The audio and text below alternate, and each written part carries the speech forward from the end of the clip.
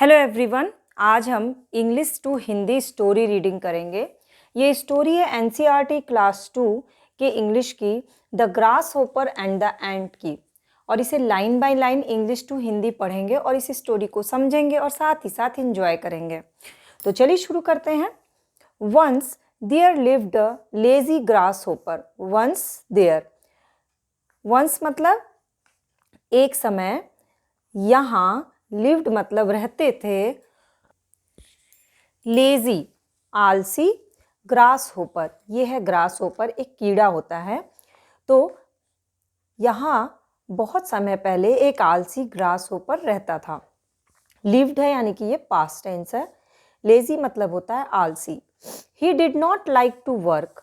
ही वह या उसे, लाइक पसंद नहीं था, did not like to work काम करना, उसे काम करना पसंद नहीं था। All day long he sang songs. All day यानी पूरे दिन। ही सैंग सॉन्ग वो क्या करता था, गाने गाता था। एंड प्लेड और खेलता था। प्लेड यानी पास्ट टेंस है, खेलता था। कहाँ? In the warm sunshine. Warm मतलब गर्म, सनशाइन मतलब सूरज की रोशनी यानी कि धूप। गर्म सूरज की धूप में वो खेलता था। ही लुक एट मी, हंसते हुए उसने कहा, लुक एट मी मेरी तरफ देखो। I am as happy as can be. Happy मतलब खुश, कैन बी मतलब रह सकता हूँ, मैं उतना खुश हूँ जितना मैं रह सकता हूँ। The grass hopper laughed. Laughed मतलब हंसना, हंसता हुआ, ईडी लगा हुआ है। तो ग्रास होपर ने हंसते हुए कहा, eight the hard working ants. किसके ऊपर हंस रहा था? तो वो हंस रहा था हार्ड वर्किंग, मेहनती एंट्स। कई एंट्स है यानी कई सारी चींटियां थी।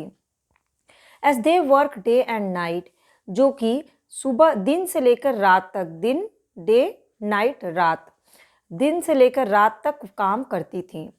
ही लुक एट मी मेरी तरफ देखो। I am as happy as can be मैं उतना खुश हूँ जितना मैं हो सकता हूँ। The grasshopper laughed at the hard working ants. Grasshopper जो है वो मेहनती चींटियों के ऊपर हंस रहा था। जो चींटियाँ as they work day and night, जो चींटियाँ दिन से लेकर रात तक काम करती थी।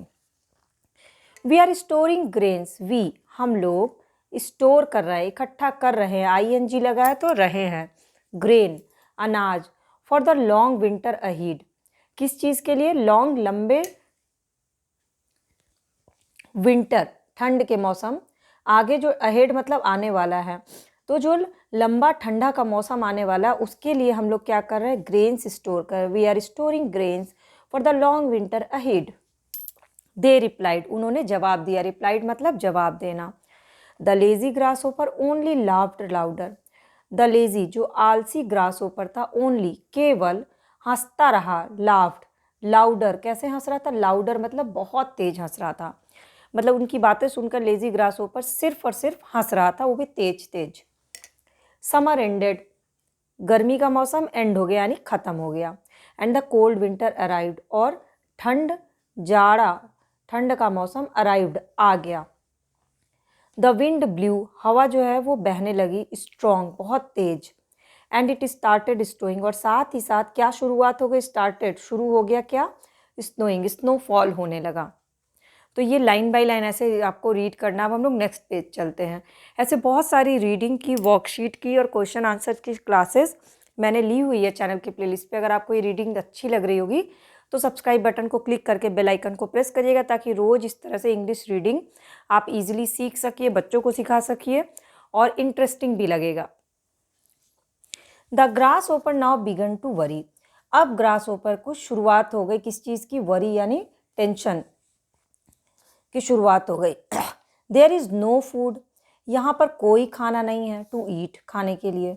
नो ग्रास कोई घास नहीं है। नो फ्लावर्स कोई फूल नहीं है। और लीव्स कोई पत्ते भी नहीं है। ग्रास होपर जो है वो घास खाता है, फूल खाते हैं, पत्ते खाते हैं। I can't see even the tiniest fly or worm, यहाँ तक कि मुझे नहीं दिख सकता, कुछ भी नहीं दिख रहा है, कोई छोटे से कीड़े मकोड़े भी नहीं दिख रहे हैं। टाइनेस्ट मतलब सबसे छोटा, वॉर्म कीड़े मकोड़े जो होते हैं उड़ते हुए वो भी नहीं दिख रहे हैं। व्हाट विल आई डू, अब मैं क्या करूँगा? I will surely starved. He cried. मैं पक्का भूखे ही रह जाऊंगा, उसने रोते हुए कहा। Let me meet my kind neighbor. चलो मुझे अपने पड़ोसियों से मिलना चाहिए। काइंड दयालु, नेवर मतलब पड़ोसी, दयालु पड़ोसियों से, मीट मतलब मिलना चाहिए।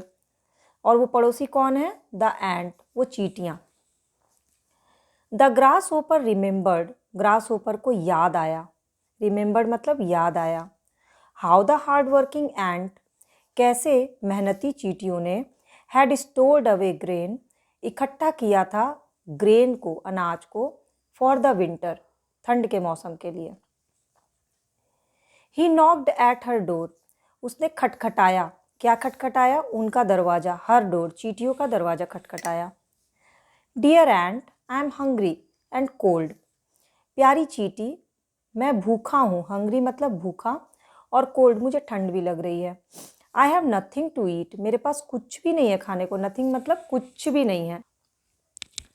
आई have nothing to eat, please कृपा करके, कैन यू गिव मी, क्या तुम मुझे दे सकती हो, कैन मतलब सकना, सम फूड कुछ खाना। The ant Shuk in anger, चींटी जो है वो गुस्से से झल्लाई। लेजी वन, आलसी, what were you doing all summer, क्या कर रहे थे, वॉट वेयर यू डूइंग तुम क्या कर रहे थे, ऑल समर पूरी गर्मी। You are only singing and dancing, तुम सिर्फ और सिर्फ गा रहे थे और डांस कर रहे थे। यू शुड हैव थॉट, तुम्हें ज़रूर सोचना चाहिए था, शुड मतलब चाहिए था, थॉट मतलब सोचना। Of the cold winter months, ठंड के महीनों के बारे में जो कि आने वाले थे। गो अवे, जाओ यहाँ से। सी स्लैम्ड हर डोर शट, उसने चिल्लाया और दरवाजे को शट कर दिया, बंद कर दिया। The lazy grasshopper was left as hungry as before, और आलसी ग्रास होपर भूखा ही रह गया जैसे कि वो पहले भूखा था। तो इस मोरल ऑफ द स्टोरी, इस कहानी से हमें शिक्षा मिली कि हमें कभी भी मेहनत को, हार्ड वर्क को नहीं छोड़ना चाहिए, और हमेशा मेहनत करने वालों के लिए हमेशा भगवान भी हेल्प करते हैं। कोई भी हेल्प करता है, जो मेहनती नहीं होता है, जो आलस करते हैं, उनकी कोई भी हेल्प नहीं करते हैं।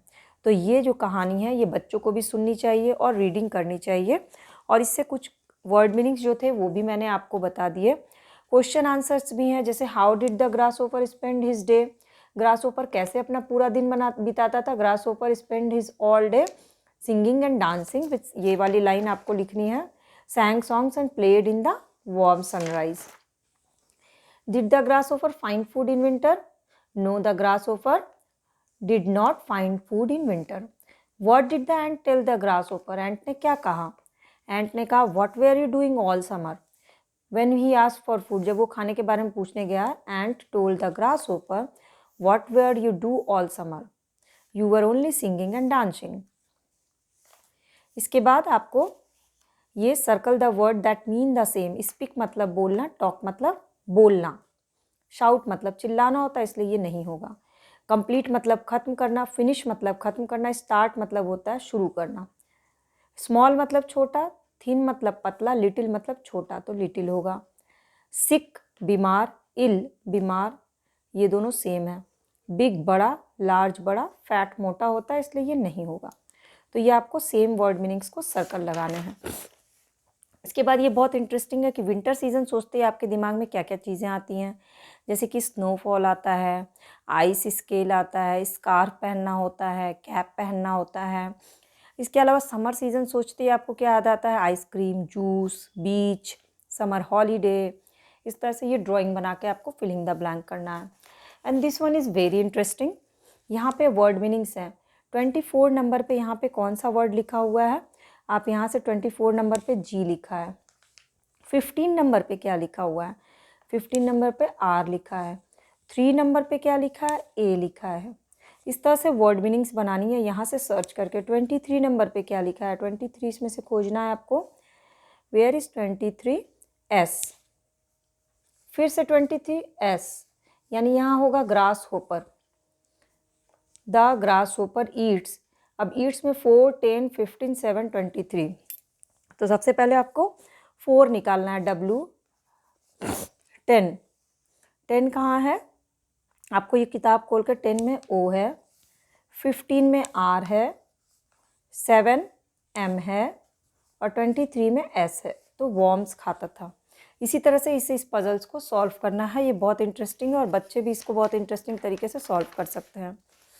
इसके बाद ये है अ लेडी इज साइकिलिंग। तो लेडी है, यहाँ पे ही लगेगा, शी लगेगा। तो लेडी है तो शी लगेगा। तो यहाँ पे ये लेडी क्या कर रही है, she is cutting the grass.